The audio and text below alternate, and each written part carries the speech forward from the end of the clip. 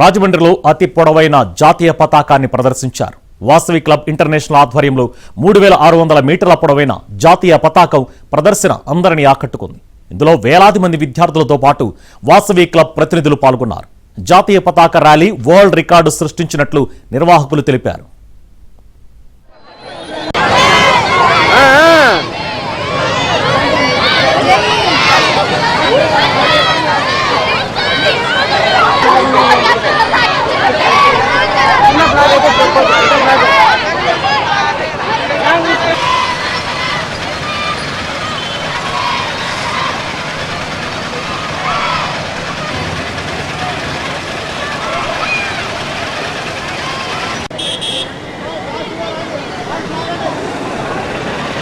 లాగాలి